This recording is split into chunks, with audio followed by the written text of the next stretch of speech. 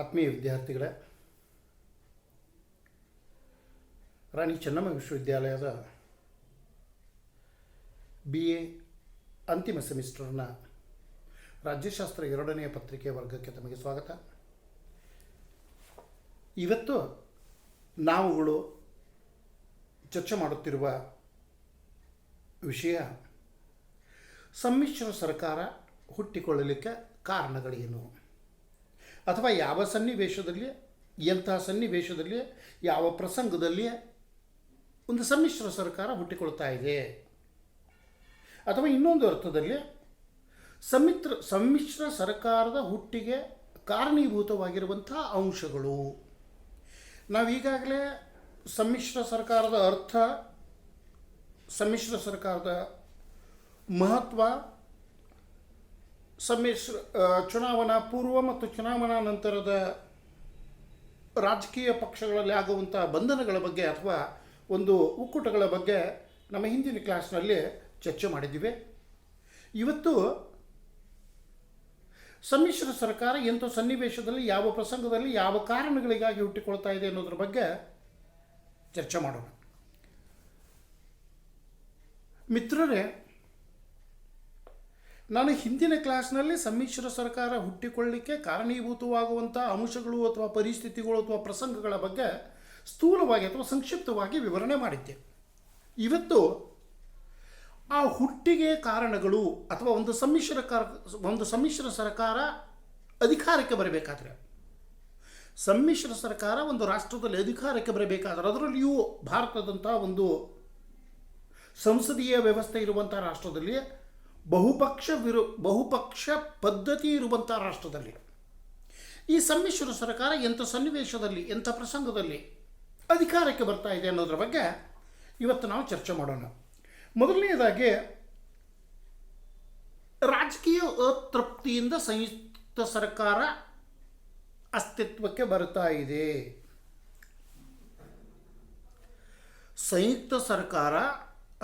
ಸಮ್ಮಿಶ್ರ ಸರ್ಕಾರ ಅಧಿಕಾರಕ್ಕೆ ಬರಲಿಕ್ಕೆ ಮೊದಲನೆಯ ಕಾರಣ ಅಥವಾ ಮೂಲ ಕಾರಣ ರಾಜಕೀಯ ಅತೃಪ್ತಿ. ಈ ರಾಜಕೀಯ ಅತೃಪ್ತಿ ಅಂದರೆ ಏನು, ಯಾವುದನ್ನು ನಾವು ರಾಜಕೀಯ ಅತೃಪ್ತಿ ಅಂತ ಕರೀತಾ ಇದ್ದೀವಿ? ಈ ರಾಜಕೀಯ ಅತೃಪ್ತಿಯಲ್ಲಿ ನಾನು 2 ಪ್ರಕಾರಗಳನ್ನು ಕಾಣ್ತಾ ಇದ್ದೀನಿ. ಒಂದನೆಯದು, ಒಂದೇ ಪಕ್ಷದ ಆಡಳಿತದಿಂದ ಬೇಸತ್ತು, ಒಂದೇ ಪಕ್ಷದ ಆಡಳಿತದಿಂದ ರಾಜಕೀಯ ಅತೃಪ್ತಿ ಜನರಲ್ಲಿ ಆಗಿ. ನನ್ನ ಮೊದಲನೇ ಅಂಶ, ಒಂದೇ ಪಕ್ಷದ ಆಡಳಿತದಿಂದ ಜನ ಬೇಸರಿಸ್ತಾ ಇದ್ದಾರೆ, ಒಂದೇ ಪಕ್ಷದ ಆಡಳಿತದಿಂದ ಅವರಿಗೆ ಸಂತೃಪ್ತಿ ಸಿಗೋದಿಲ್ಲ. ಒಂದೇ ಪಕ್ಷ ಅಂದರೆ ಭಾಳ ವರ್ಷಗಳವರೆಗೆ, ಭಾಳ ಅವಧಿಗಳವರೆಗೆ ಒಂದು ಪಕ್ಷ ಅಧಿಕಾರದಲ್ಲಿದ್ದರೆ ಅದರಿಂದ ರಾಜಕೀಯ ಅತೃಪ್ತಿ ಉಂಟಾಗ್ತಾ ಇದೆ ಅನ್ನೋದನ್ನು ಇಲ್ಲಿ ದಾರ್ಶನಿಕರು ನಮಗೆ ಹೇಳ್ತಾರೆ. ಅದಕ್ಕೆ ಕಾರಣ ಏನಪ್ಪ ಅಂತಂದರೆ, ಒಂದನೆಯದು, ಆ ರಾಜಕೀಯ ಪಕ್ಷಕ್ಕೆ ತಾನೇ ಆರಿಸಿ ಬರ್ತೀನಿ ಅನ್ನುವ ವಿಶ್ವಾಸ ಇರೋದರಿಂದ ಒಳ್ಳೆಯ ಆಡಳಿತವನ್ನು ನೀಡಲಿಕ್ಕೆ ವಿಫಲವಾಗ್ಬೋದು. ಎರಡನೆಯದು, ಆ ಪಕ್ಷ ಜನರ ಆಶೋತ್ತರಗಳಿಗೆ ಸ್ಪಂದಿಸದೇ ಹೋಗಬಹುದು, ಜನರ ಆಶೆ ಆಕಾಂಕ್ಷೆಗಳನ್ನು ಈಡೇರಿಸದೇ ಹೋಗಬಹುದು. ಅಂತಹ ಸಮಯದಲ್ಲಿ ರಾಜಕೀಯ ಅತೃಪ್ತಿ ಉಂಟಾಗಿ ಅಥವಾ ಅಸಂತೃಪ್ತಿ ಉಂಟಾಗಿ ಅಂಥ ಒಂದು ಪಕ್ಷವನ್ನು ವಿರೋಧಿಸುವ, ಅಂಥ ಒಂದು ಪಕ್ಷವನ್ನು ಅಧಿಕಾರದಿಂದ ಹೊರಗಿಡುವುದಕ್ಕಾಗಿ ಬೇರೆ ಪಕ್ಷಗಳ ಕಡೆಗೆ ಜನ ಏನು ವಾಲ್ತಾ ಇದ್ದಾರೆ, ಬೇರೆ ಪಕ್ಷಗಳಿಗೆ ಏನು ಮತ ನೀಡ್ತಾ ಇದ್ದಾರೆ, ಈ ಮತ ವಿಭಜನೆಯಿಂದಾಗಿ ಯಾವುದೇ ಪಕ್ಷಕ್ಕೆ ಸ್ಪಷ್ಟ ಬಹುಮತ ಬರದೇ ಇರುವುದರಿಂದ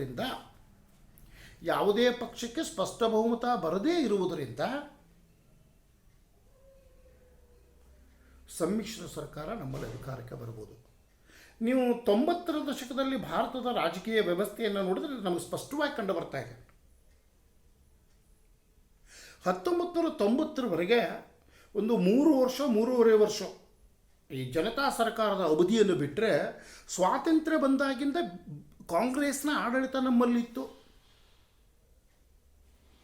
ಅದು ವಿಫಲವಾಯಿತೋ ಸಫಲವಾಯಿತೋ, ಒಳ್ಳೆಯ ಆಡಳಿತ ನೀಡಿತೋ, ಏನು ಮಾಡ್ತೋ ಅದ್ರ ಬಗ್ಗೆ ನಾನು ಚರ್ಚೆ ಮಾಡೋದಿಲ್ಲ. ಯಾಕಂದರೆ ನಾನೊಬ್ಬ ರಾಜ್ಯಶಾಸ್ತ್ರದ ವಿದ್ಯಾರ್ಥಿ, ಒಂದು ರಾಜಕೀಯ ಪಕ್ಷವನ್ನು ಟೀಕೆ ಮಾಡೋದಿಲ್ಲ ನಾನಿಲ್ಲಿ. ಆದರೆ ಜನರಿಗೆ ಆ ಪಕ್ಷ 90ರ ಸುಮಾರಿಗೆ ಬೇಡವಾದಾಗ ನರಸಿಂಹರಾವ್ ಅವರ ಸರ್ಕಾರ ಸಮ್ಮಿಶ್ರ ಸರ್ಕಾರ ಬರ್ತಾ ಇದೆ. ತದನಂತರ ನರಸಿಂಹರಾವ್ ಕಾಂಗ್ರೆಸ್ ಸರ್ಕಾರಕ್ಕೆಲ್ಲ ಸ್ಪಷ್ಟ ಬಹುಮತ ಸಿಗೋದಿಲ್ಲ. ಪ್ರಾದೇಶಿಕ ಪಕ್ಷಗಳ ಬೆಂಬಲವನ್ನು ತಗೊಂಡು ಸರ್ಕಾರ ರಚನೆ ಮಾಡ್ತಾರೆ, JMMನಂಥ ಪಕ್ಷಗಳನ್ನು ತಗೊಂಡು. ತದನಂತರ ಬಂದಂಥ ಸರ್ಕಾರಗಳು, ಅದು ವಾಜಪೇಯಿ ಸರ್ಕಾರ ಇರ್ಬೋದು, ದೇವೇಗೌಡರ ಸರ್ಕಾರ ಇರ್ಬೋದು, ಗುಜರಾಲ್ ಅವರ ಸರ್ಕಾರ ಇರ್ಬೋದು, ಇವೆಲ್ಲವೂ ಸಮ್ಮಿಶ್ರ ಸರ್ಕಾರಗಳಾದವು. ಆಮೇಲೆ ಬಂದಂಥ 2004ರಲ್ಲಿ ಬಂದಂಥ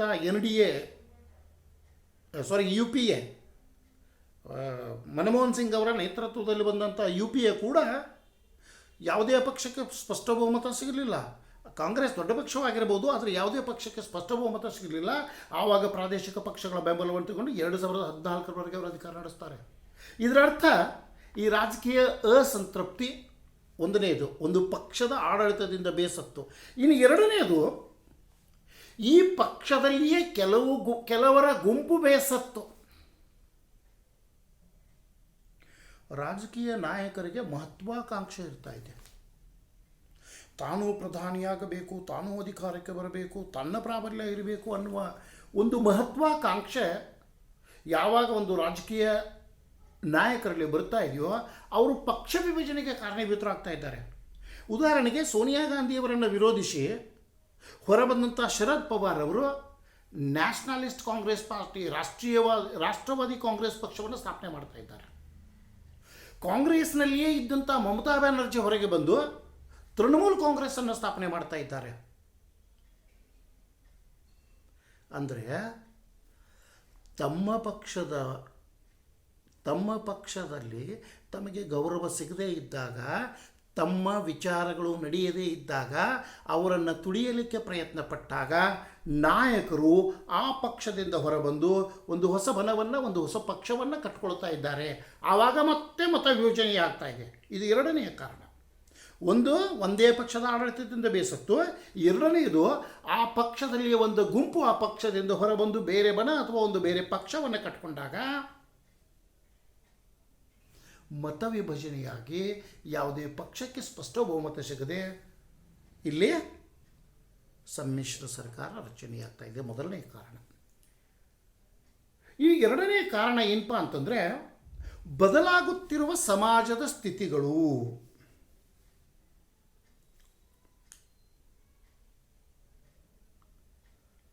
ಈ ಬದಲಾಗುತ್ತಿರುವ ಸಮಾಜದ ಸ್ಥಿತಿಗಳು ಅಥವಾ ಸ್ಥಿತಿಗತಿಗಳು ಅಥವಾ ಪರಿಸ್ಥಿತಿಗಳು ಅಂದರೆ ಏನಪ್ಪ ಅಂತಂದರೆ, ಸಾಮಾಜಿಕ ವ್ಯವಸ್ಥೆ ನಿಂತ ನೀರಲ್ಲ. ಸಾಮಾಜಿಕ ಬದಲಾವಣೆ ನಿಶ್ಚಿತ. ಸಾಮಾಜಿಕ ಬದಲಾವಣೆಯಾದಾಗ ಜನರ ಆಶೋತ್ತರಗಳು ಕೂಡ ಬದಲಾಗ್ತಾ ಇದ್ದಾವೆ. ಅದು ಅವರ ಬೇಡಿಕೆಗಳಿರ್ಬೋದು, ಬಯಕೆಗಳಿರ್ಬೋದು, ಅವರ ಆಶೋತ್ತರಗಳಿರ್ಬೋದು, ಅವರ ಆದರ್ಶಗಳಿರ್ಬೋದು, ಏನೋ ಇರ್ಬೋದು. ಇವುಗಳು ಬದಲಾದಾಗ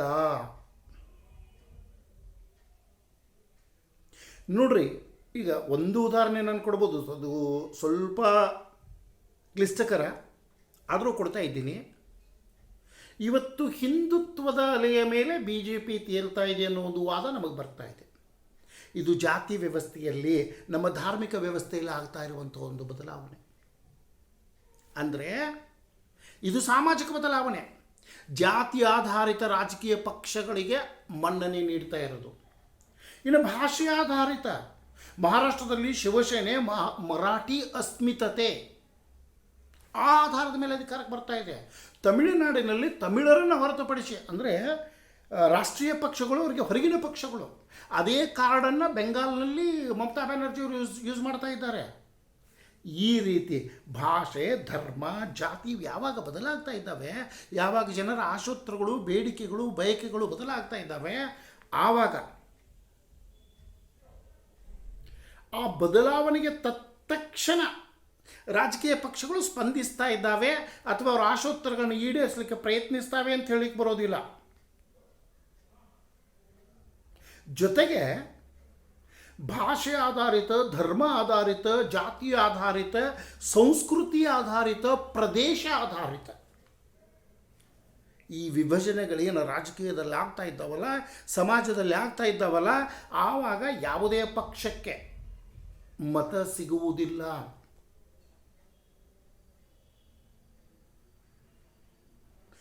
ಬಿಹಾರದಲ್ಲಿ ನಿರ್ದಿಷ್ಟ ಕ್ಷೇತ್ರದಲ್ಲಿ ನಿರ್ದಿಷ್ಟ ಪಕ್ಷಕ್ಕೆ ಮತ ಹೋಗಿರುವುದನ್ನು ರಾಜಕೀಯ ವಿಶ್ಲೇಷಕರು ಹೇಳ್ತಾ ಇದ್ದಾರೆ. ಆ ಜಾತಿಯಲ್ಲಿ ಪ್ರಬಲ ಇರೋದರಿಂದ ಆ ಜಾತಿಯ ಅಭ್ಯರ್ಥಿಯಲ್ಲಿ ಆಯ್ಕೆಯಾಗಿದ್ದಾನೆ ಅಂತ ಹೇಳ್ತಾ ಇದ್ದಾರೆ. ಕರ್ನಾಟಕದಲ್ಲಿ ಇಲ್ಲಿಯವರೆಗೆ ಬೆಂಗಳೂರಿನ ಒಂದು ಕ್ಷೇತ್ರದಲ್ಲಿ ತಮಿಳರೇ ಜಾಸ್ತಿ ಇರೋದರಿಂದ ಅಲ್ಲಿ AIADMK ಕ್ಯಾಂಡಿಡೇಟ್ ಆರಿಸಿ ಬರ್ತಿದ್ರು. ಇದು ಭಾಷೆ ಆಧಾರಿತ. ಬಿಹಾರದಲ್ಲಿ ಜಾತಿ ಆಧಾರಿತ. ಈ ರೀತಿ ಮತಗಳು ವಿಭಜನೆಯಾದಾಗ ಒಂದೇ ಪಕ್ಷಕ್ಕೆ ಮತ ಹೋಗೋದಿಲ್ಲ, ಒಂದೇ ಪಕ್ಷಕ್ಕೆ ಬಹುಮತ ಬರೋದಿಲ್ಲ. ಆವಾಗ ಪಕ್ಷಗಳು ಸೇರಿ ಸಾಮಾಜಿಕ ಬದಲಾವಣೆ ಏನಾಗ್ತಾ ಇದೆ, ಸಾಮಾಜಿಕ ಸ್ಥಿತಿಗತಿಗಳಲ್ಲಿ ಏನು ಬದಲಾವಣೆ ಆಗ್ತಾ ಇದೆ, ಸಾಮಾಜಿಕ ಪರಿಸ್ಥಿತಿಯಲ್ಲಿ ಏನು ಬದಲಾವಣೆ ಆಗ್ತಾ ಇದೆ, ಅದರ ಪರಿಣಾಮದಿಂದ ಪಕ್ಷಗಳು ವಿಭಜನೆಯಾಗಿ ಬಹಳಷ್ಟು ಪಕ್ಷಗಳು ಅಸ್ತಿತ್ವಕ್ಕೆ ಬಂದು ಈ ಸಮ್ಮಿಶ್ರ ಸರ್ಕಾರ ಹುಟ್ಟಿಕೊಳ್ಳಲಿಕ್ಕೆ ಕಾರಣ ಆಗ್ತಾ ಇದೆ. ಇನ್ನೊಂದು ಕಾರಣ ಏನಪ್ಪ ಅಂತಂದರೆ, ಒಂದು ನಂಬಿಕೆ ಇದೆ ರಾಜಕೀಯ ವರ್ತುಳದಲ್ಲಿ, ರಾಜಕೀಯ ವೈಚಾರಿಕರಲ್ಲಿ ಒಂದು ನಂಬಿಕೆ ಏನಿದೆಯಪ್ಪ ಅಂದರೆ, ಈ ಸಮ್ಮಿಶ್ರ ಸರ್ಕಾರ ಜನರಿಗೆ ನಿಜವಾದ ಪ್ರತಿನಿಧಿತ್ವವನ್ನು ನೀಡ್ತಾ ಇದೆ. ಸಮ್ಮಿಶ್ರ ಸರ್ಕಾರ ಜನರಿಗೆ ನಿಜವಾದ ಪ್ರತಿನಿಧಿತ್ವವನ್ನು ನೀಡ್ತಾ ಇದೆ ಅಂತ ಹೇಳ್ತಾ ಇದ್ದಾರೆ. ಅದಕ್ಕೊಂದು ಸಣ್ಣ ಉದಾಹರಣೆ ನಾನು ಕೊಡ್ಬೋದು.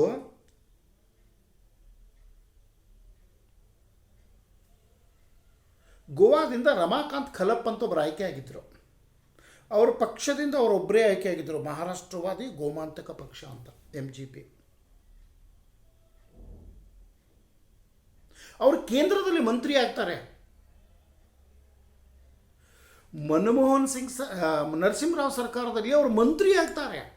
ಯಾಕಂದರೆ ಅಲ್ಲಿ ಸಮ್ಮಿಶ್ರ ಸರ್ಕಾರ ರಚನೆ ಆಗ್ತಾ ಇದೆ, ಮಹಾರಾಷ್ಟ್ರವಾದಿ ಗೋಮಾಂತಕ ಪಕ್ಷದ ಬೆಂಬಲ ಅವರಿಗೆ ಬೇಕಾಗಿರ್ತಾ ಇದೆ.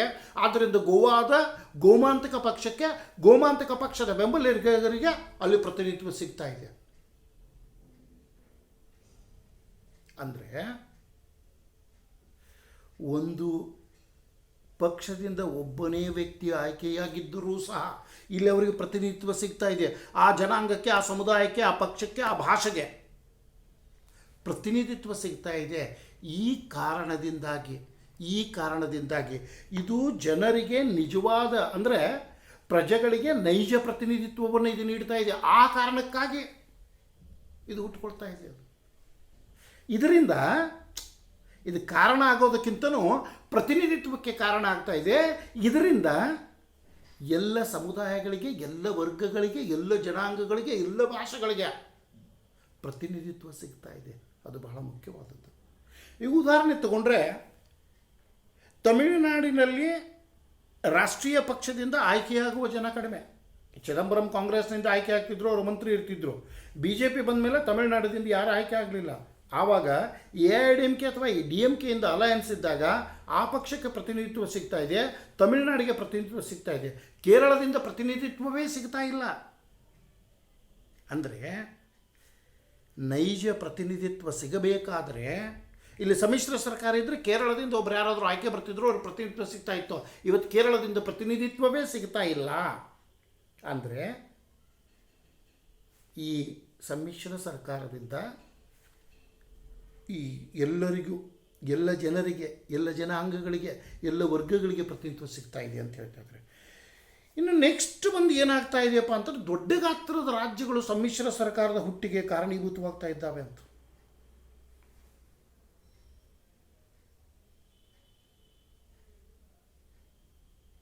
ಬಿಹಾರದಲ್ಲಿ 48 ಸದಸ್ಯರು, ಮಹಾರಾಷ್ಟ್ರದಲ್ಲಿ 40ಕ್ಕಿಂತ ಹೆಚ್ಚು ಸದಸ್ಯರು, ಪಶ್ಚಿಮ ಬಂಗಾಳದಲ್ಲಿ 40ಕ್ಕಿಂತ ಹೆಚ್ಚು ಸದಸ್ಯರು, ಉತ್ತರ ಪ್ರದೇಶದಲ್ಲಿ 80 ಸದಸ್ಯರು. ಹಿಂದಿನ ಸರ್ಕಾರದಲ್ಲಿ ದೇವೇಗೌಡರು, ಗುಜ್ರಾಲ್ ಅವರು ಪ್ರಧಾನಮಂತ್ರಿಯಾಗಿದ್ದಾಗ ಉತ್ತರ ಪ್ರದೇಶ ಸಮಾಜವಾದಿ ಪಕ್ಷದಿಂದ ಆಯ್ಕೆಯಾಗಿದ್ದಂಥ ಮುಲಾಯಂ ಸಿಂಗ್ ಅವರು ರಕ್ಷಣಾ ಮಂತ್ರಿ ಆಗ್ತಾರೆ. ಅದೊಂದು ದೊಡ್ಡ ರಾಜ್ಯ, 80 ಜನ ಸದಸ್ಯರು. ಆವಾಗ 85 ಇತ್ತು ಅದರ ಸಂಖ್ಯೆ. ಇವತ್ತು ಉತ್ತರಾಖಂಡ ಬೇರೆ ಯಾವುದಾದ್ರಿಂದ 5 ಜನ ಬೇರೆ ಹೋಗಿದ್ದಾರೆ. ಅಂಥ ಒಂದು ದೊಡ್ಡ ಸಂಖ್ಯೆಯನ್ನು ಹೊಂದಿರುವಂಥ ರಾಜ್ಯದಿಂದ 15-20 ಜನ ಸದಸ್ಯರು ಒಂದು ಪಕ್ಷದಿಂದ ಆಯ್ಕೆಯಾಗಿ ಬಂದರೆ ಅವರಿಗೆ ಕೇಂದ್ರದಲ್ಲಿ ಪ್ರತಿನಿಧಿತ್ವ ಸಿಗ್ತಾ ಇದೆ. ಅಥವಾ ರಾಜ್ಯದಲ್ಲಿ ಒಂದು ಪ್ರದೇಶ, ಒಂದು ನಿರ್ದಿಷ್ಟ ಪ್ರದೇಶ, ರಾಜ್ಯದಲ್ಲಿ ಒಂದು ನಿರ್ದಿಷ್ಟ ಪ್ರದೇಶದಲ್ಲಿ ಒಂದು ಪಕ್ಷ ಬಲಾಢ್ಯವಾಗಿದ್ದರೆ, ಉದಾಹರಣೆಗೆ ನಮ್ಮ ಕರ್ನಾಟಕದಲ್ಲಿ ಮೈಸೂರು ಭಾಗದಲ್ಲಿ JDS ಬಲಾಢ್ಯವಾಗಿದೆ. ಏನಾದರೂ ಸಮ್ಮಿಶ್ರ ಸರ್ಕಾರ ರಚನೆ ಆಗಬೇಕಂದ್ರೆ JDS ಬೆಂಬಲವನ್ನು ತೆಗೆದುಕೊಳ್ಳೇಬೇಕು. ಆವಾಗ ಮೈಸೂರು ಭಾಗಕ್ಕೆ ಪ್ರತಿನಿಧಿತ್ವ ಸಿಗ್ತಾ ಇದೆ. ಈ ರೀತಿ ದೊಡ್ಡ ರಾಜ್ಯಗಳು ಏನಿದಾವೆ ಅವು ತಮ್ಮ ಅಸ್ತಿತ್ವವನ್ನು ಉಳಿಸ್ಕೊಳ್ಳಿಕ್ಕೆ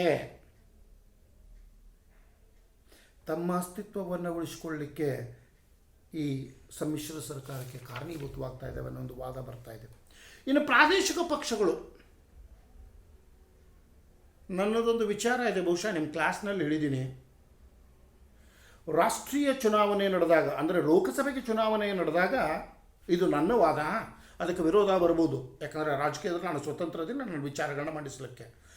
ರಾಷ್ಟ್ರ ಮಟ್ಟದಲ್ಲಿ ಲೋಕಸಭೆಗೆ ಚುನಾವಣೆಗಳು ನಡೆದಾಗ ಪ್ರಾದೇಶಿಕ ಪಕ್ಷಗಳ ಸ್ಪರ್ಧೆಗೆ ಅವಕಾಶ ಕೊಡಬಾರ್ದು. ಕಾರಣ ಇಷ್ಟೇ, ಇದರಿಂದ ಕಿಚಡಿ ಸರ್ಕಾರಗಳ ನಿರ್ಮಾಣವಾಗ್ತಾ ಇದೆ. ಈ ಸಮ್ಮಿಶ್ರ ಸರ್ಕಾರ ಹುಟ್ಟಿಕೊಳ್ಳಲಿಕ್ಕೆ ಕಾರಣೀಭೂತವಾಗೋದು ಭಾರತದಲ್ಲಿ ಪ್ರಾದೇಶಿಕ ಪಕ್ಷಗಳೇ. ತಮಿಳುನಾಡಿನಿಂದ ಒಂದು 30 ಜನ AIDMKಯಿಂದ, ಆಂಧ್ರ ಪ್ರದೇಶದಿಂದ ಒಂದು 25 ಜನ ಜಗನ್ ಪಕ್ಷದಿಂದ, ತೆಲಂಗಾಣದಿಂದ ಒಂದು 15 ಜನ TRSನಿಂದ, ಮಹಾರಾಷ್ಟ್ರದಿಂದ ಒಂದು 20 ಜನ NCPಯಿಂದ, ಪಶ್ಚಿಮ ಬಂಗಾಳದಿಂದ ಒಂದು 35 ಜನ TMCಯಿಂದ, ಬಿಹಾರದಿಂದ ಒಂದು 30 ಜನ RJDಯಿಂದ, 10 ಜನ BJDಯಿಂದ ಒಡಿಸ್ಸಾದಿಂದ, 20 ಜನ ಶಿವಸೇನೆಯಿಂದ ಮಹಾರಾಷ್ಟ್ರದಿಂದ, 15 ಜನ ಅಕಾಲಿದಳದಿಂದ ಪಂಜಾಬದಿಂದ, 10 ಇಟ್ಕೊಳ್ರಿ, 15 ಬೇಡ, 10. ಸಮಾಜವಾದಿ ಪಕ್ಷದಿಂದ 20 ಜನ ಉತ್ತರ ಪ್ರದೇಶದಿಂದ, 30 ಜನ ಬಹುಜನ ಸಮಾಜ ಪಕ್ಷದಿಂದ. ಈ ರೀತಿ ಪ್ರಾದೇಶಿಕ ಪಕ್ಷಗಳಿಂದ 20, 25, 30 ಜನ ಆಯ್ಕೆ ಆಗ್ತಾ ಬಂದರೆ ಅವರೇ 300ಕ್ಕೆ ಹೋಗತ್ತಾರೆ. ಆವಾಗ ಈ ಪ್ರಾದೇಶಿಕ ಪಕ್ಷಗಳ ಒಕ್ಕೂಟವೇ ಭಾರತವನ್ನು ಆಳುವಂಥ ಪರಿಸ್ಥಿತಿಗೆ ಬರ್ತಾ ಇದೆ. ಆದರೆ ಒಂದು ಮಾತು, ಇಲ್ಲಿ ಹೊಂದಾಣಿಕೆ ಭಾಳ ಕಷ್ಟ ಆಗ್ತದೆ. ಪ್ರತಿಯೊಬ್ಬರು ತಮ್ಮ ರಾಜ್ಯದ ಹಿತವನ್ನು ಕಾಪಾಡಲಿಕ್ಕೆ ಪ್ರಯತ್ನ ಮಾಡ್ತಾ ಇದ್ದಾರೆ. ಈ ಪ್ರಾದೇಶಿಕ ಪಕ್ಷಗಳು ಹುಟ್ಟು, ನನ್ನ ಪ್ರಕಾರ ಪ್ರಾದೇಶಿಕ ಪಕ್ಷಗಳು ಬೇಕು, ಆದರೆ ಪ್ರಾದೇಶಿಕ ಪಕ್ಷಗಳು ರಾಜ್ಯದಲ್ಲಿರಬೇಕು, ರಾಜ್ಯದ ಹಿತಾಸಕ್ತಿಗಾಗಿ ಹೋರಾಡಬೇಕು. ಒಂದು ವಾದ ಬರ್ತಾ ಇದೆ, ರಾಜ್ಯಗಳಿಗೆ ಹೋರಾಡಲಿಕ್ಕೆ ಅವರು ಕೇಂದ್ರದಲ್ಲಿ ಬೇಕು ಅಂತೇಳಿ. ಆದರೆ ದುರ್ದೈವ ಏನಂತಂದರೆ, ಕೇವಲ ಈಗ ಕರ್ನಾಟಕ ತಮಿಳುನಾಡು ವಿಷಯ ಬಂದರೆ, ಕಾವೇರಿ ವಿಷಯ ಬಂದರೆ, ಕನ್ನಡಿಗರೆಲ್ಲ ಕರ್ನಾಟಕದ ಪರವಾಗಿ ವಾದ ಮಾಡಿದರೆ, ತಮಿಳರೆಲ್ಲ ತಮಿಳುನಾಡಿನ ಪಕ್ಷದ ಪರವಾಗಿ ವಾದ ಮಾಡಿದರೆ ಸಂಸತ್ತಿನಲ್ಲಿ ಕೋಲಾಹಲ ಉಂಟಾಗ್ತಾ ಇದೆ. ಕರ್ನಾಟಕ ಮಹಾರಾಷ್ಟ್ರ ಗಡಿ ಸಮಸ್ಯೆ ಬಂದಾಗ ಕರ್ನಾಟಕ ಮತ್ತು ಮಹಾರಾಷ್ಟ್ರ ರಾಜ್ಯದ ಪ್ರಾದೇಶಿಕ ಪಕ್ಷಗಳು ಸದಸ್ಯರು ಈ ರೀತಿ ಹೋರಾಟ ಮಾಡಿದರೆ ಲೋಕಸಭೆಯಲ್ಲಿ ಕೋಲಾಹಲ ಉಂಟಾಗ್ತಾ ಇದೆ. ಆ ಕಾರಣಕ್ಕಾಗಿ ನನ್ನ ವಾದ, ಜನ ಒಪ್ತಾರೋ ಬಿಡ್ತಾರೋ ನಂಗೆ ಗೊತ್ತಿಲ್ಲ, ಪ್ರಾದೇಶಿಕ ಪಕ್ಷಗಳನ್ನು ಲೋಕಸಭೆ ಚುನಾವಣೆಯಲ್ಲಿ ಸ್ಪರ್ಧಿಸಲಿಕ್ಕೆ ಅವಕಾಶ ಮಾಡಿಕೊಡಬಾರ್ದು. ಇನ್ನು ಅವರೊಂದು ಪಕ್ಷಕ್ಕೆ ಬೆಂಬಲ ಕೊಡಲಿ, ಆ ಪಕ್ಷ ಅವರ ಹಿತಾಸಕ್ತಿಗಳನ್ನ ಈಡೇರಿಸಿದ್ರೆ ತಮ್ಮ ರಾಜ್ಯದ ಪ್ರತಿನಿಧಿಯನ್ನು ಹಿಂದೆ ಕರ್ಕೊಳ್ಳಿ, ಅಥವಾ ಒಂದು ರಾಜೀನಾಮೆ ಕೊಡ್ಲಿಕ್ಕೆ ಹಚ್ಚಲಿ ಅಲ್ಲಿ ಜನ, ಆ ಮಾತು ಬೇರೆ. ಆದರೆ ಪ್ರಾದೇಶಿಕ ಪಕ್ಷಗಳಲ್ಲಿ ಹೊಂದಾಣಿಕೆ ಆಗದೇ ಇರೋದರಿಂದ, ಈ ಬಹಳಷ್ಟು ಪ್ರಾದೇಶಿಕ ಪಕ್ಷಗಳು ಬಲಾಢ್ಯವಾಗಿರೋದ್ರಿಂದ, ಇವತ್ತು ನೋಡ್ರಿ, ತೆಲಂಗಾಣದಲ್ಲಿ ಪ್ರಾದೇಶಿಕ ಪಕ್ಷ ಇದೆ, ಆಂಧ್ರದಲ್ಲಿ ಪ್ರಾದೇಶಿಕ ಪಕ್ಷ ಇದೆ, ತಮಿಳುನಾಡಿನಲ್ಲಿ ಪ್ರಾದೇಶಿಕ ಪಕ್ಷ ಇದೆ, ಮಹಾರಾಷ್ಟ್ರದಲ್ಲಿ ಪ್ರಾದೇಶಿಕ ಪಕ್ಷ ಇದೆ, ಒಡಿಸ್ಸಾದಲ್ಲಿ ಪ್ರಾದೇಶಿಕ ಪಕ್ಷ ಇದೆ, ಆಮೇಲೆ ಜಮ್ಮು ಆ್ಯಂಡ್ ಕಾಶ್ಮೀರದಲ್ಲಿ ಇಲ್ಲಿಯವರೆಗೆ ಪ್ರಾದೇಶಿಕ ಪಕ್ಷ ಇತ್ತು, ಪಶ್ಚಿಮ ಬಂಗಾಳದಲ್ಲಿ ಪ್ರಾದೇಶಿಕ ಪಕ್ಷ. ಈ ರೀತಿ ಪ್ರಾದೇಶಿಕ ಪಕ್ಷಗಳು ಆಯಾ ರಾಜ್ಯಗಳನ್ನು ನಿಯಂತ್ರಿಸಲಿಕ್ಕೆ ಪ್ರಾರಂಭ ಮಾಡಿದರೆ, ಆಯಾ ರಾಜ್ಯದ ಹಿತಾಸಕ್ತಿಗೆ ಹೋರಾಡಲಿಕ್ಕೆ ಪ್ರಾರಂಭ ಮಾಡಿದರೆ ಸಮ್ಮಿಶ್ರ ಸರ್ಕಾರ ಬಹಳ ಕಷ್ಟಕರವಾಗ್ತಾ ಇದೆ. ಆದರೆ ಈ ಪ್ರಾದೇಶಿಕ ಪಕ್ಷಗಳು ಸಮ್ಮಿಶ್ರ ಸರ್ಕಾರದ ರಚನೆಗೆ ಮೂಲ ಕಾರಣವಾಗಿದ್ದಾವೆ ಅನ್ನೋ ಮಾತ್ರ ಒಪ್ಕೊಳ್ಳೋಣ. ಇನ್ನು ರಾಷ್ಟ್ರೀಯ ಹಿತಾಸಕ್ತಿಯನ್ನು ಕಾಪಾಡಲಿಕ್ಕೂ ಕೂಡ ಈ ಸಮ್ಮಿಶ್ರ ಸರ್ಕಾರ ರಚನೆ ಆಗ್ತಾ ಇದೆ ಅಂತ ಹೇಳ್ತಾರೆ. ಭಾರತದಲ್ಲಿ ಈ ಉದ್ದೇಶಕ್ಕಾಗಿ ಇವತ್ತಿನವರೆಗೆ ಸಮ್ಮಿಶ್ರ ಸರ್ಕಾರದ ರಚನೆ ಆಗಿಲ್ಲ. ರಾಷ್ಟ್ರೀಯ ಹಿತಾಸಕ್ತಿಯನ್ನು ಕಾಪಾಡಲಿಕ್ಕೆ ಸಮ್ಮಿಶ್ರ ಸರ್ಕಾರ ರಚನೆಯಾದದ್ದು ಇಂಗ್ಲೆಂಡಿನಲ್ಲಿ ಪ್ರಥಮ ಮತ್ತು ದ್ವಿತೀಯ ಮಹಾಯುದ್ಧದ ಸಮಯದಲ್ಲಿ. ಅದಕ್ಕೆ ಇತ್ತೀಚಿನ ಉದಾಹರಣೆ ಅಂತಂದರೆ, ಇಸ್ರೇಲ್ನಲ್ಲಿ ಉಗ್ರವಾದಿಗಳು ಇಸ್ರೇಲ್ ಮೇಲೆ ದಾಳಿ ಮಾಡಿದಾಗ ನೇತನ್ಯಾಹು ಅನ್ನೋ ಪ್ರಧಾನಮಂತ್ರಿ ಅಲ್ಲಿ ಬಹುಮತವನ್ನು ಕಳ್ಕೊಂಡಿದ್ರು. ಅದರ ವಿರೋಧಿ ಪಕ್ಷದ ನಾಯಕರು ಹೇಳ್ತಾರೆ, ಇವತ್ತು ಸರ್ಕಾರ ಬದಲಾವಣೆ ಮಾಡೋದು ಬೇಡ, ಮೊದಲು ವೈರಿಗಳನ್ನು ದಂಗು ಬಡಿಯೋಣ, ರಾಷ್ಟ್ರೀಯ ಏಕತೆಗಾಗಿ, ರಾಷ್ಟ್ರೀಯ ಹಿತಾಸಕ್ತಿಗಾಗಿ ಹೋರಾಡೋಣ ಅಂತ ಹೇಳ್ತಾ ಇದ್ದಾರೆ. ಇಂತಹ ಸಮಯದಲ್ಲಿ ರಚನೆಯಾದರೆ ಅದಕ್ಕೆ ನಾವು ರಾಷ್ಟ್ರೀಯ ಹಿತಾಸಕ್ತಿಗಾಗಿ ರಚನೆಯಾದ ಸರ್ಕಾರನ.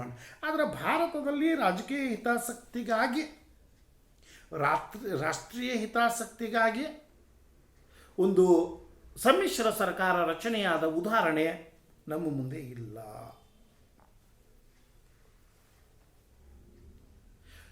ಸಮ್ಮಿಶ್ರ ಸರ್ಕಾರ ಹುಟ್ಟಲಿಕ್ಕೆ ಇನ್ನೊಂದು ಕಾರಣ, ಸಮ್ಮಿಶ್ರ ಸರ್ಕಾರ ಅಧಿಕಾರಕ್ಕೆ ಬರಲಿಕ್ಕೆ ಇನ್ನೊಂದು ಕಾರಣ ಏನಪ್ಪ ಅಂತಂದರೆ, ಒಂದು ಪಕ್ಷವನ್ನು ಅಧಿಕಾರಕ್ಕೆ ಬಾರದೇ ಇರುವಂತೆ ತಡೆಯುವುದು. ನೋಡ್ರಿ, ಕೇಂದ್ರದಲ್ಲಿ BJP ಅಧಿಕಾರಕ್ಕೆ ಬಾರದೇ ಇರುವಂತೆ ತಡೆಯಲಿಕ್ಕೆ, ರಾಜ್ಯದಲ್ಲಿ BJP ಅಧಿಕಾರಕ್ಕೆ ಬಾರದೇ ಇರುವಂತೆ ತಡೆಯಲಿಕ್ಕೆ ವಿರೋಧಿ ಪಕ್ಷಗಳು ಮಾಡಿದ ತಂತ್ರವನ್ನು ನಾವು ಕಾಣ್ತಾ ಇದ್ದೀವಿ. ಯಾಕಂದರೆ ಕಳೆದ ಬಾರಿಯ ಸಾರ್ವತ್ರಿಕ ಚುನಾವಣೆಯಲ್ಲಿ ಭಾರತೀಯ ಜನತಾ ಪಕ್ಷ 110 ಸ್ಥಾನಗಳನ್ನು ಪಡೆದುಕೊಂಡಿತ್ತು. ಅವರಿಗೆ 3 ಸ್ಥಾನಗಳ ಕಡಿಮೆ ಇತ್ತು ಸರ್ಕಾರ ರಚನೆ ಮಾಡಲಿಕ್ಕೆ, ಅವರು ವಿಫಲರಾದರು. ಮತ್ತು ಬೇರೆ, ಆದರೆ ಭಾಜಪವನ್ನು ಹೊರಗಿಡಬೇಕು ಅನ್ನುವ ಕಾರಣಕ್ಕೆ ಬದ್ಧ ವೈರಿಗಳಾದ ಕಾಂಗ್ರೆಸ್ ಮತ್ತು JDS ಒಂದಾಗಿ ಸರ್ಕಾರ ರಚನೆ ಮಾಡ್ತಾ ಇದ್ದಾವೆ.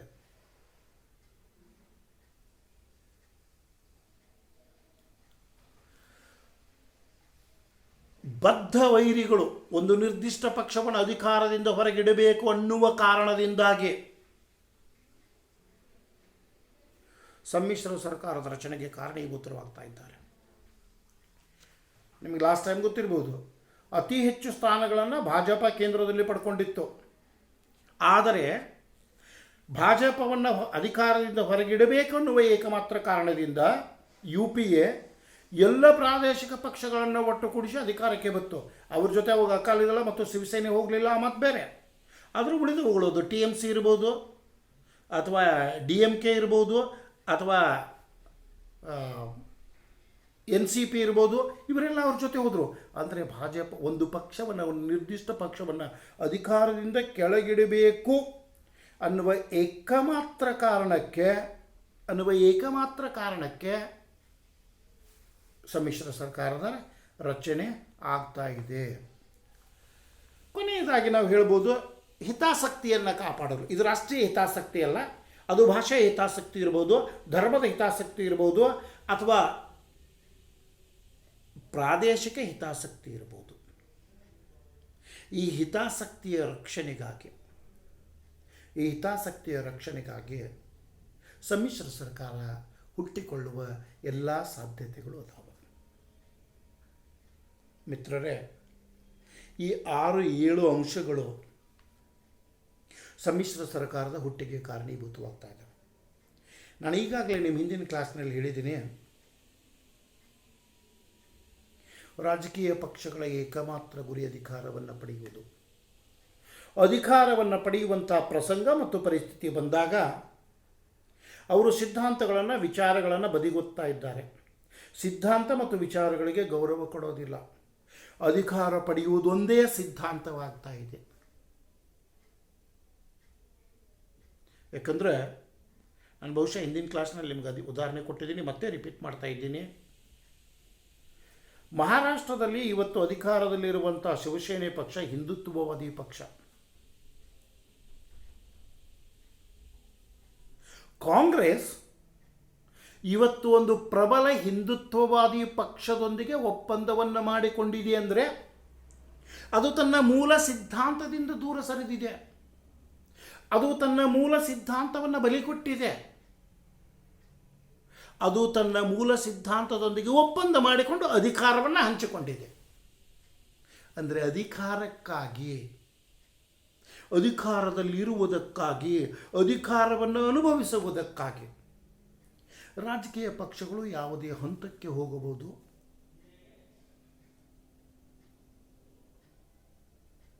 ಯಾವುದೇ ತ್ಯಾಗಕ್ಕೆ, ಬಲಿದಾನಕ್ಕೆ ಸಿದ್ಧವಾಗಬಹುದು ಅನ್ನುವ ಅತ್ಯುತ್ತಮ ಉದಾಹರಣೆ ನಮಗಿದು. ಇಷ್ಟೇ ಅಲ್ಲ, ಭಾರತೀಯ ಜನತಾ ಪಕ್ಷ ಜಮ್ಮು ಕಾಶ್ಮೀರನಲ್ಲಿ PDP ಯೊಂದಿಗೆ ಇವತ್ತು PDP ಜಮ್ಮು ಕಾಶ್ಮೀರದ ವಿಷಯದ ಮೇಲೆ ಚರ್ಚೆ ನಡೀಬೇಕಾದ್ರೆ ಪಾಕಿಸ್ತಾನದ ಜೊತೆಗೂ ಮಾತಾಡಬೇಕು ಅಂತ ರಾಷ್ಟ್ರ ವಿರೋಧಿ ಹೇಳಿಕೆ ನೀಡ್ತಾ ಇದೆ. ಅಂತಹ ರಾಷ್ಟ್ರ ವಿರೋಧಿ ಹೇಳಿಕೆ ನೀಡುವಂತಹ PDP ಯೊಂದಿಗೆ ಅಧಿಕಾರಕ್ಕೆ ಬರಲು ಭಾರತೀಯ ಜನತಾ ಪಕ್ಷ ಕಾಂಪ್ರಮೈಸ್ ಮಾಡ್ಕೊಳ್ತಾ ಇದೆ. ಇದು ಭಾರತೀಯ ಜನತಾ ಪಕ್ಷವ ಅತ್ಯಂತ ಹೀನ ಕೆಲಸ ಅವರು ಮಾಡಿದ್ದು. ಅವರು ತಮ್ಮ ಸಿದ್ಧಾಂತವನ್ನು ಬಲಿಕೊಡ್ತಾ ಇದ್ದಾರೆ, ಅವರು ತಮ್ಮ ಸಿದ್ಧಾಂತವನ್ನು ಬಿಟ್ಟುಕೊಡ್ತಾ ಇದ್ದಾರೆ. ಅಧಿಕಾರಕ್ಕಾಗಿ ಸಿದ್ಧಾಂತಗಳನ್ನು ತತ್ವಗಳನ್ನು ತ್ಯಾಗ ಮಾಡಿ ಇವರು ಅಲ್ಲಿ PDP ಯೊಂದಿಗೆ ಕೈ ಜೋಡಿಸ್ತಾ ಇದ್ದಾರೆ. ಇದು ಇಂತಹ ಸನ್ನಿವೇಶಗಳು, ಇಂತಹ ರಾಜಕೀಯ ಪರಿಸ್ಥಿತಿಗಳು, ಇಂತಹ ರಾಜಕೀಯ ಪ್ರಸಂಗಗಳು ಕರ್ನಾಟಕದಲ್ಲಿಯೂ ಕೂಡ ಆಯಿತು. ಪ್ರಥಮ ಬಾರಿಗೆ ಯಡಿಯೂರಪ್ಪ ಮತ್ತು ಕುಮಾರಸ್ವಾಮಿ ಅವರು ಏನು ಕೂಡಿ ಸರ್ಕಾರ ರಚನೆ ಮಾಡಿದರು, ಎರಡೂ ಒಂದಕ್ಕೊಂದು ಹೊಂದಾಣಿಕೆ. ದೇವೇಗೌಡರು ಭಾಜಪವನ್ನು ಸಂಪೂರ್ಣವಾಗಿ ವಿರೋಧಿಸ್ತಾ ಇದ್ರು. ಭಾಜಪ ಒಂದು ಅಸ್ಪೃಶ್ಯ ಪಕ್ಷ ಅಂತ ಹೇಳ್ತಾ ಇದ್ರು. ಅಂತಹ ಪಕ್ಷದೊಂದಿಗೆ ಅವರ ಮಗನಾದಂತಹ ಕುಮಾರಸ್ವಾಮಿಯವರು ಮುಖ್ಯಮಂತ್ರಿ ಆಗುವ ಕಾರಣಕ್ಕಾಗಿ ಸಮ್ಮಿಶ್ರ ಸರ್ಕಾರ ರಚನೆ ಮಾಡ್ತಾ ಇದ್ದಾರೆ. ಆದರೆ ಅವರ ಹೊಂದಾಣಿಕೆ ಪ್ರಕಾರ ಅವರ ಅಧಿಕಾರ ಅವಧಿ ಮುಗಿದಾಗ ಅವರಿಗೆ ತಮ್ಮ ಪಕ್ಷದ ತತ್ವ ಸಿದ್ಧಾಂತಗಳ ನೆನಪಾಗಿ ನಾವು BJPಗೆ ಬೆಂಬಲ ಕೊಟ್ಟದ್ದು, BJPಯ ಬೆಂಬಲ ತಗೊಂಡದ್ದು ತಪ್ಪಾಯಿತು ಅಂತೇಳಿ BJPಯಿಂದ ಹೊರಗೆ ಬರ್ತಾರೆ. ಅಂದರೆ ನಮ್ಮ ರಾಜಕೀಯ ಪಕ್ಷಗಳು ಅಧಿಕಾರಕ್ಕಾಗಿ, ಲಾಭಕ್ಕಾಗಿ ಎಂಥ ಕೀಳುಮಟ್ಟಕ್ಕಾದರೂ ಇಳಿಯಬಹುದು ಅನ್ನುವ ಅತ್ಯುತ್ತಮ ಉದಾಹರಣೆಗಳು ಇವಾಗಿವೆ. ಮಿತ್ರರೇ, ಇವತ್ತಿನ ವರ್ಗವನ್ನು ಇಲ್ಲಿಗೆ ಮುಗಿಸೋಣ. ತಮಗೆಲ್ಲ ಒಳ್ಳೆಯದಾಗಲಿ. ಮುಂದಿನ ವಾರದಿಂದ ಬಹುಶಃ ಕಾಲೇಜು ಭೌತಿಕವಾಗಿ ಪ್ರಾರಂಭವಾಗುವ ಲಕ್ಷಣಗಳಿವೆ. ನೀವೆಲ್ಲರೂ ಅಷ್ಟರೊಳಗೆ ವ್ಯಾಕ್ಸಿನೇಷನ್ ಮಾಡಿಕೊಂಡು, ಲಸಿಕೆಯನ್ನು ಹಾಕಿಕೊಂಡು, ಅದಕ್ಕೆ ಸಂಬಂಧಪಟ್ಟ ಪ್ರಮಾಣ ಪತ್ರವನ್ನು ಮಹಾವಿದ್ಯಾಲಯಕ್ಕೆ ನೀಡಿ ಎಲ್ಲವೂ ಸುಗಮವಾಗಿ ನಡೆದುಕೊಂಡು ಹೋಗಲಿಕ್ಕೆ ಅವಕಾಶ ಮಾಡಿಕೊಡಬೇಕು ಅಂತ ಹೇಳ್ತಾ, ತಮಗೆಲ್ಲ ಒಳ್ಳೆಯದಾಗಲಿ. ದೇವರು ತಮ್ಮನ್ನು ಮತ್ತು ತಮ್ಮ ಕುಟುಂಬವನ್ನು ರಕ್ಷಿಸಲಿ ಅಂತ ಹೇಳ್ತಾ ಇವತ್ತಿನ ನನ್ನ ವರ್ಗವನ್ನು ಮುಗಿಸ್ತಾ ಇದ್ದೀನಿ. ಎಲ್ರಿಗೂ ಧನ್ಯವಾದ.